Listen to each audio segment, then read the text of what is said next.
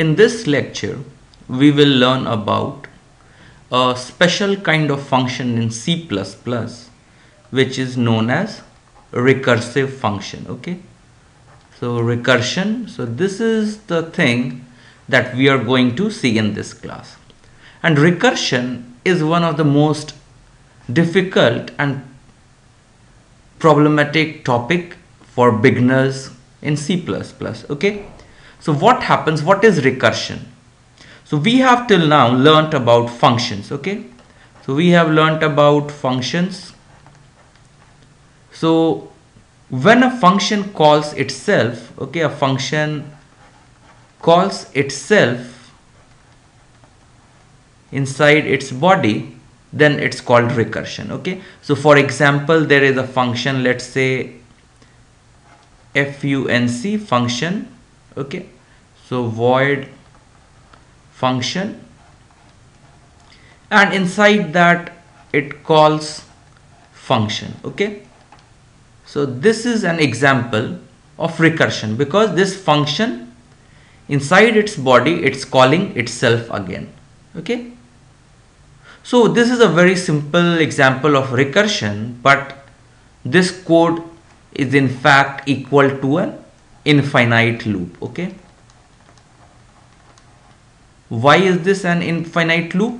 Because the function, when the first time the function is called, it will come here, it will again call function. Next time it comes in this function body, it will call function again, and this way it will keep on repeating. Okay, infinitely theoretically, but till your stack runs out of space. Okay, so this is recursion.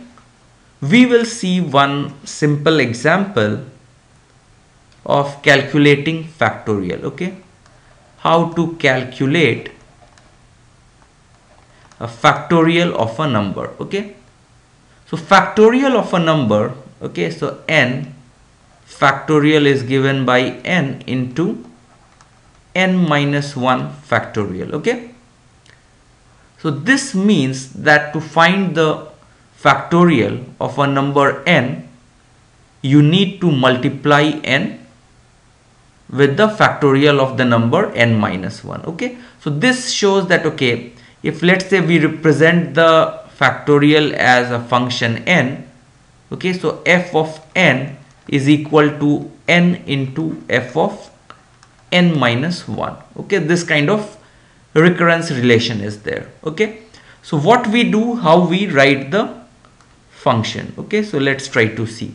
So we will write something like int will be the return type. Okay, so we want that, okay, we want to return an int for the factorial, so int factorial. Okay, so int n. Now if, okay, n is equal to 1, then we simply return 1. Okay, because 1 factorial is 1 itself. Okay, then else what we do, we return n into what we do, we call the function again, factorial n minus 1. Okay, so this is the function for factorial, and which is written here. So int is the return type, factorial int n. If n is 1, we return 1, else we return n into factorial n minus 1. Okay, so now let's try to analyze what happens when this function is called. Okay, so let's try to trace this out. So let's represent factorial by a function f. Okay, so first time let's see, dry run this for n is equal to 5. Okay, so let's see, first time we call with f of 5. Okay, so in turn what will happen, we come here, the execution will come here, is, so now n is 5, is n equal to 1? No, so it will go to else statement, return. So whenever you are tracing a recursive call, so just make a stack, that helps a lot. Okay, so stack is where last in, first out. Whatever is inserted last, it is popped out first. So first we have f of 5 is called, okay, and n is 5. Now what happens? Inside that it calls n into factorial of n minus 1. So here from f5 we call f of 4, okay, and now what becomes? N becomes 4 for f4. Here also in f4 now execution comes, okay, so n is not equal to 1, n is 4, so return n into factorial n minus 1. So it becomes, from f4 we call f of 3, n becomes 3. Now again n is not equal to 1, it calls again factorial n minus 1, so f of 2 is called, n becomes 2 here, okay, in f2. Again in f of 2, n is not equal to 1, so it returns n 2 into factorial of 2 minus 1, which is 1. F of 1 is called now, n is 1.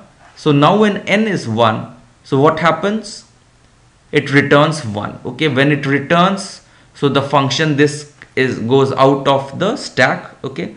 So it means now that this is removed from the stack, this variable is gone. Now n becomes 2, f of 2, we are in f of 2, this statement is executed, okay. So f of 1 returned 1, so return value was 1 here.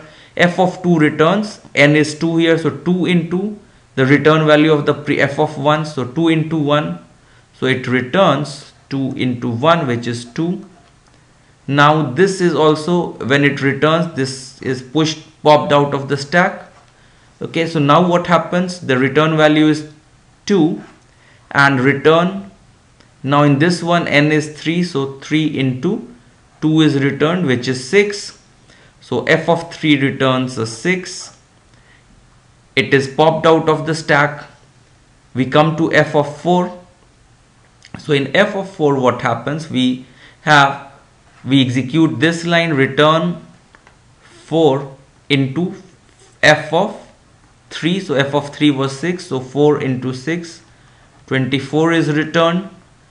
When it returns, this is also popped out, okay. N becomes 5, so this line is executed, so it becomes 5 into f of 4, which was 24, so this becomes 120, okay.